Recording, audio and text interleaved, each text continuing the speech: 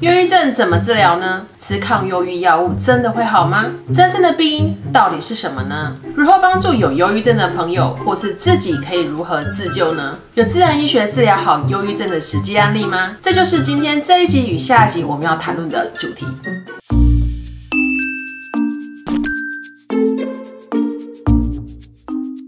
忧郁症是现代人的文明病，也是一种很复杂的疾病。根据统计，全球从2020开始，忧郁症的发生率增加了3倍。今天我们就要来谈一个忧郁症的实际案例。康先生是一位50岁的华人餐厅老板，他15年前移民了美国西岸。2021年的时候，他在 YouTube 上看到我戒断安眠药的影片，很认同自然医学的概念，因此他透过我们的国际视讯门诊找到我，希望能够解决他的忧郁症和焦虑的问题，并且协助戒掉他正在吃的抗忧郁药 Mirtazapine 莫优品。莫优品是一个增加中枢神经的肾上腺素和血清素的神经传导剂，它主要是用来治疗忧郁症，也常常被拿来当抗焦虑药和安眠药使用。康先生的故事是这样子的：他在来找我的6个月之前，因为突然恐慌症发作，进了急诊室。出院之后，他就开始吃了莫优品，如果不吃，他就会睡不着。他试着把药降到1/2，但结果又睡不着，而且他立刻就觉得手脚冰冷，整个身体很寒。但如果吃回原来的剂量，它又会有不舒服的副作用，像是手脚酸麻刺痛、嘴巴干、半夜惊醒、视力模糊、体重增加、活动力下降。他形容这些副作用就像是 hangover 宿醉的感觉，他整个人也变成非常的 slow motion。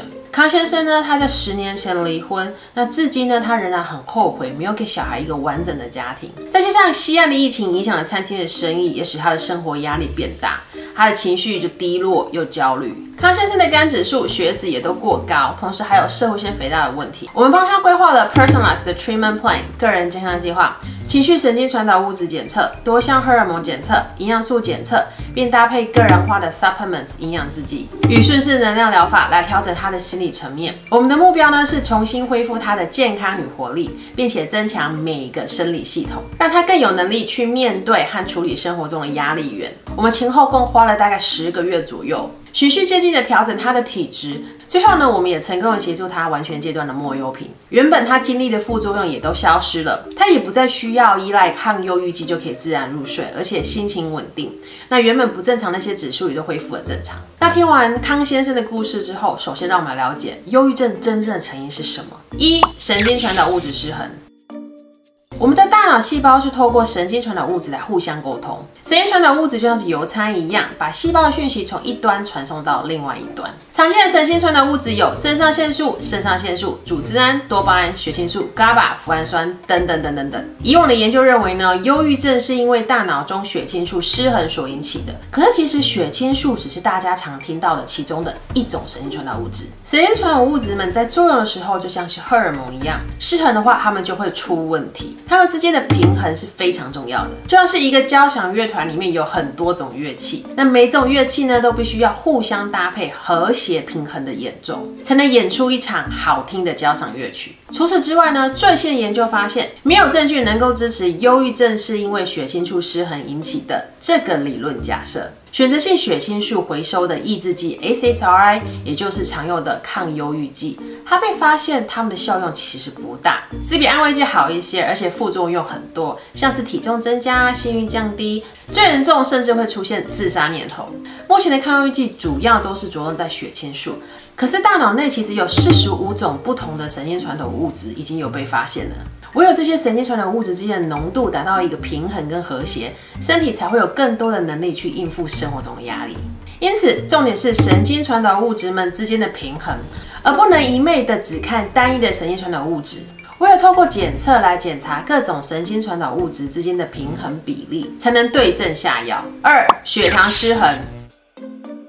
2021年 Stanford 大学研究发现，有胰岛素阻抗 insulin resistant 的人，罹患忧郁症的几率是一般人的2倍。另外，数据也显示，长期血糖过高通常跟容易生气和悲伤呈高度相关，而低血糖或者是血糖波动过大，则跟焦虑有关。再来，根据统计，约有25% 的糖尿病患者容易罹患忧郁症。还有研究指出，高血糖会引起大脑发炎，影响神经传导物质的平衡。3. 多系统荷尔蒙失衡。男女性荷尔蒙对情绪和体力有很大的影响，尤其是接近或是正在经历更年期的年纪。像是40多岁到50岁。许多人其实已经荷尔蒙失调却不自知，而当荷尔蒙再次平衡之后，心情波动与忧郁就会大幅消失，精神体力也会跟着变好，恢复原本的冲劲。而当其他荷尔蒙失衡时，像是压力荷尔蒙、肾上腺荷尔蒙、甲状腺荷尔蒙、生长激素、荷尔蒙代谢物，也会引起心情低落。所以有妇科问题或是正在经历更年期的朋友，若有忧郁的症状，就需要更警觉了。另外，荷尔蒙失衡又会加重血糖失衡，所以这一切就会变成了恶性循环。4、睡眠障碍。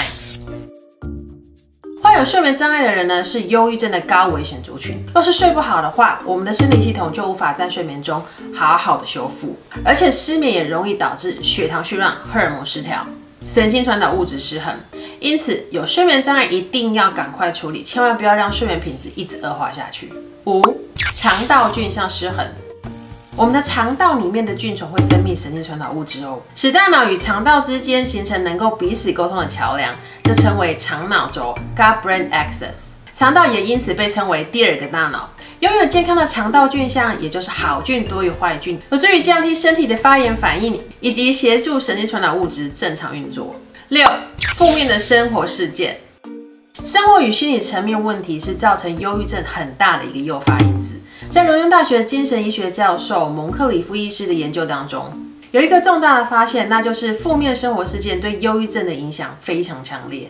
他说，这表明情绪低落是人们对生活的一个反应，不能归结于一个简单的化学方程式。因此，增加自己转化负面生活事件的能力，例如学习新的生活技能，加强压力管理能力，找出提升身心正能量的方法是非常重要的。7、药物与环境毒素。各式处方药，例如妇科荷尔蒙抑制剂、抗发炎之剂、避孕药、降血压药、抗组织胺、镇定剂、类固醇等，都是诱发忧郁症的潜在原因。而违禁物品、酒精、咖啡因、尼古丁也会影响神经传导物质和荷尔蒙系统的平衡。我就曾经遇过一位有酒精成瘾和烟瘾的忧郁症患者，而且那时候我就发现，如果不先把他的酒精成瘾和烟瘾戒掉的话，这种人的忧郁症会很难好，因为酒精和烟尼古丁会很难让人体的生理机制恢复正常。8、原有的慢性病。糖尿病、自体免疫疾病、慢性疼痛、肝脏疾病、癌症、心血管疾病、妇科疾病，这些慢性病若没有好好的根治，也会诱发出忧郁症。身心是会互相影响的，所以身不好也会连带影响到心。9、营养失衡。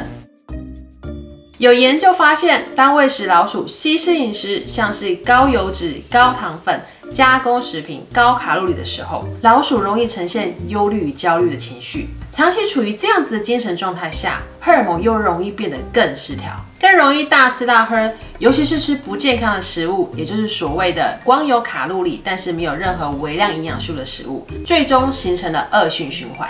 所以咯，健康的饮食内容是非常重要的。终于一口气讲完忧郁症的9大原因了。讲到这里，大家应该可以发现，身体的每个系统之间真的是环环相扣啊。当一个系统失衡，就很容易会产生骨牌效应，整个身体就坏掉了。也正因为如此，忧郁症其实是一个复杂的多系统慢性病 （multi-system chronic disease）。找出真正的原因，你就可以对症下药。那这一集呢，我们讲了造成忧郁症的真正原因。下一集呢，我们将会教大家忧郁症如何自救，或者是帮助忧郁症患者的方法。健康聊天室到目前为止总共有12部关于睡眠与荷尔蒙的影片。想要了解更多的相关知识，请大家看下方的资讯栏。如果你觉得我的影片很实用的话，也欢迎将这部影片分享给需要的朋友们。也别忘了订阅、按赞跟分享哦。健康聊天室，我们下次见。